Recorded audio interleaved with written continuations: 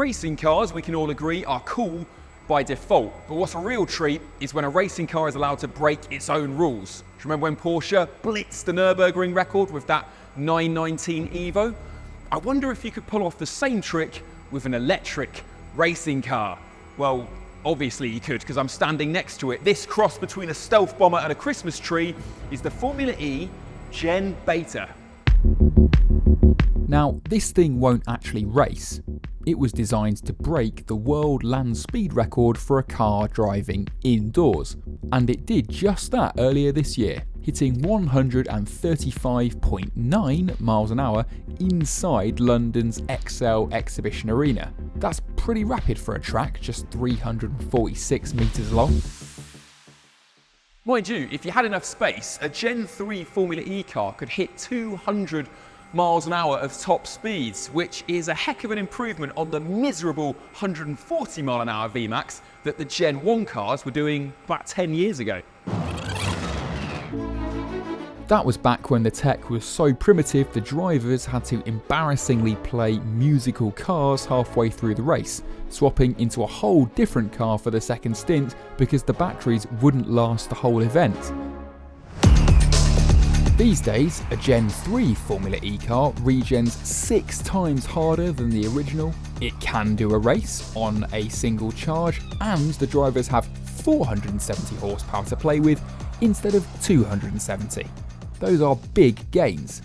470 horses in a car that weighs about 760 kilos is plenty of poke, but this one has even more.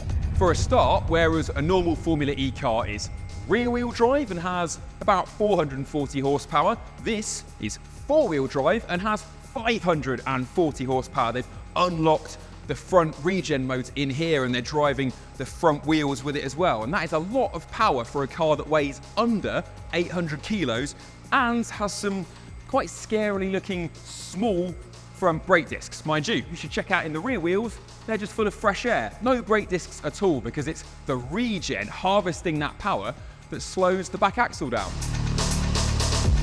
Other changes are, well, the tyres, they're a stickier, softer compound which would be hopeless in a Formula E race, but for the sprints that the GenBeta is designed for, that's perfect because it'll warm up and get stickier quicker.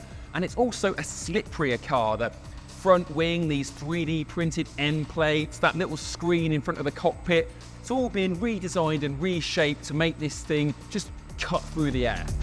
Of course, Formula E cars don't conjure up tons of downforce like Formula 1 or Le Mans cars.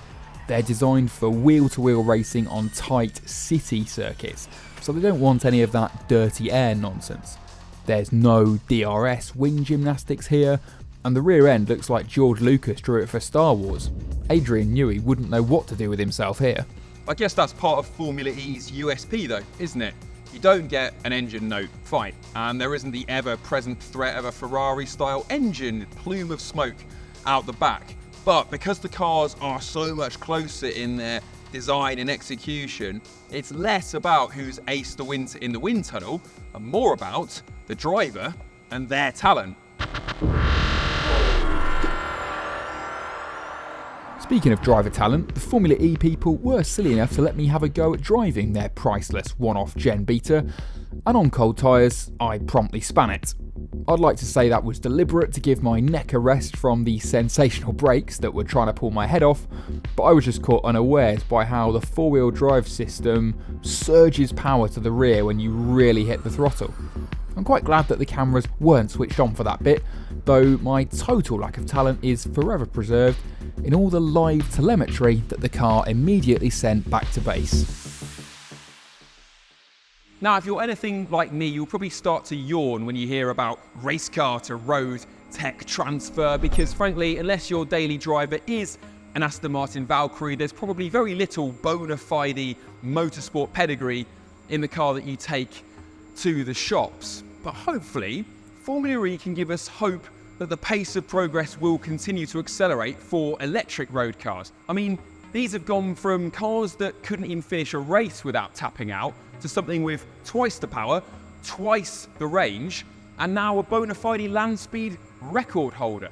So, EVs of the road, please continue to move the goalposts.